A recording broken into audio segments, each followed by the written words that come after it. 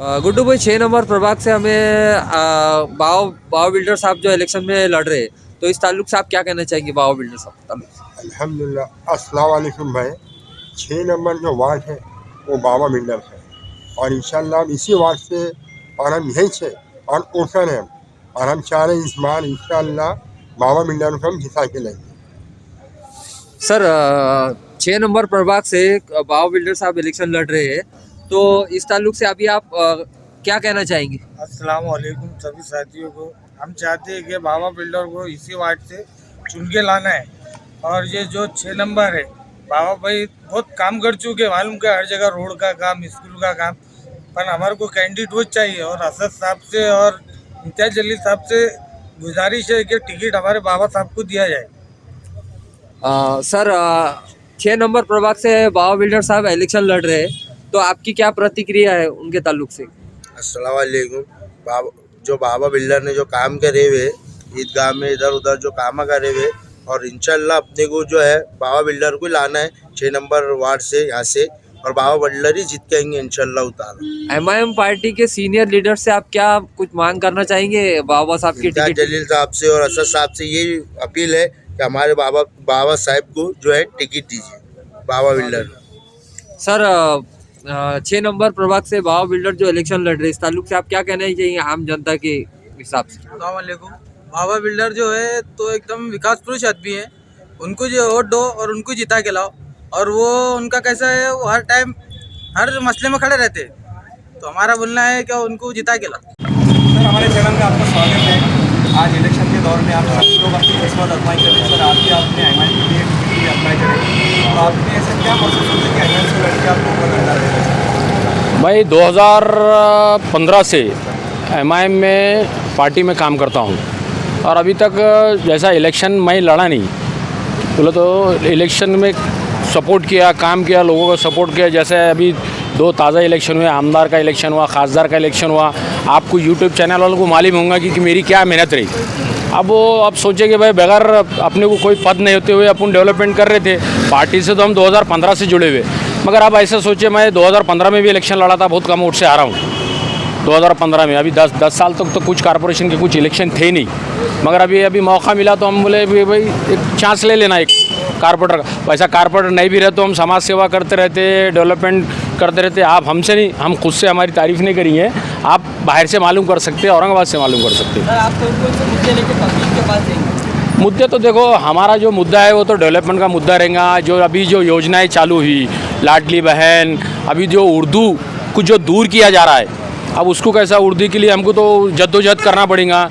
Urdu schools की जो सुविधा है उसको कुछ ही नहीं है। अब जिला परिषद की स्कूलों को ग्रोथ देना पड़ेगा।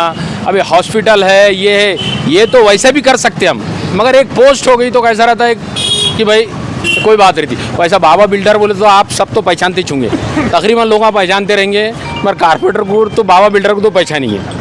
सर आपकी मकबूलियत दिन ब दिन बढ़ते जा रही है। कई लोगों के आ रहे हैं कि सर आप ही खड़े रहिए, आप ही इसी वार्ड से रहिए, हालांकि आपको आर एम कॉलोनी और अदर्स भी था, पर आपने यही क्यों चुना सर? मेरा घर है ये। इससे पहले 2015 में मैं यहाँ से खड़े वाला था, लेडीज़ वार्ड था, तो मैं बाईजीपुरा वार्ड नंबर 59 से खड़े हुआ था।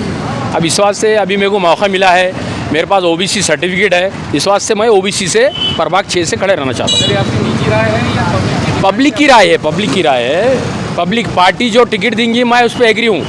पब्लिक जो है तो जो एक्टिविटी जो काम करते हैं आप उसके बेस पे आपको वोट करेंगे, तो आपका क्या काम है? मेरा काम आप यूट्यूब वालों से पूछो, आप पब्लिक से ही पूछो मेरा क्या काम है।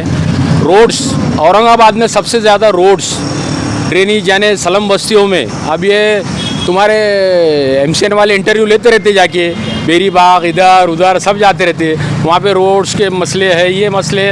तकरीबन जितना हो सके स्लम बस्तियों में हमने काम किए। सर एक सवाल ये आता है, जहाँ पे आपका नाम आता है, आपका अक्सर एमआईएम से नाम जोड़ा जाता है, एमआईएम पार्टी, तो आज आप क्या उम्मीद रखते हैं इम्तियाज साहब से कि आपको टिकट के ताल्लुक से क्या कहना चाहेंगे? एमआईएम के आप दावेदार नहीं क्या? एमआईएम का मैं दावेदार हूँ और इंशाल्लाह मुझे पार्टी टिकट देंगी। ज़्यादातर दिखने में आता है हर 5 साल की नीति आती है कि कारपोरेटर को नीति देती है, ये सब कई लोग पढ़े लिखे रहते हैं, महनत में जाते हैं नौकरी नहीं। तो आप जो गवर्नमेंट की स्कीम है ये तो सर पहले आप उस पर तवज्जो दें सर। गवर्नमेंट की स्कीम पे तो तवज्जो दूंगा। कारपोरेटर की निधि आती है, कारपोरेटर की निधि में महदूद नहीं रहूँगा मैं, मैं मंत्रालय से बहुत कुछ ला सकता कॉर्पोरेटर। हाँ, आप 6 नंबर प्रभाग से उम्मीदवार हैं। 6 नंबर प्रभाग काफ़ी बड़ा है, इसके अंदर ऐसे कई सुविधाएँ नहीं है, जैसा कि सरकारी दवाखाने नहीं है, सरकारी हॉस्पिटल नहीं है, उर्दू लाइब्रेरी नहीं है, और उर्दू स्कूल के तो खस्ता हालत है, महानगर पालिका के स्कूल के तो खस्ता हालत है। तो अगर आप ये इलेक्शन कॉन्टेस्ट करते हैं और MIM पार्टी से ही आप अगर जीत जाते हैं नगर सेवक बनते, तो आप इसके लिए सबसे पहले कौन से काम करेंगे? देखो 1 साल में आपने जितने बोले काम बोले उतने मैं कंप्लीट करके बताऊंगा। स्कूल, रोड्स, यानी जो खस्ता हाल है, हॉस्पिटल्स, 1 साल में सिर्फ। या तो वो 1 साल के बाद मेरा इंटरव्यू ले लेना आके कि आपने क्या करे। आपके पास जो बेरोजगार युवा है, तो नियोजन को इसका सॉल्यूशन है? नियोजन नहीं, वो देखो जितना नगर सेवक का पावर रहता उतना तो करूँगा मैं, मगर उससे ज़्यादा मैं कर सकता। आपने ईदगाह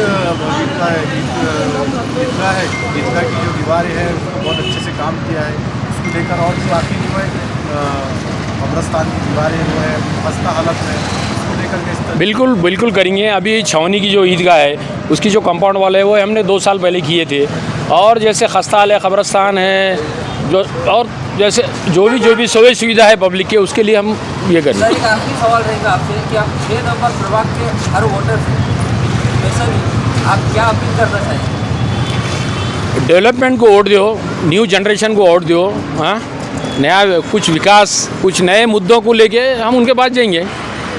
अब वो तो पुराने हो गए सब, जब जो भी मुद्दे थे, अभी कुछ नए मुद्दे लेंगे ना अभी।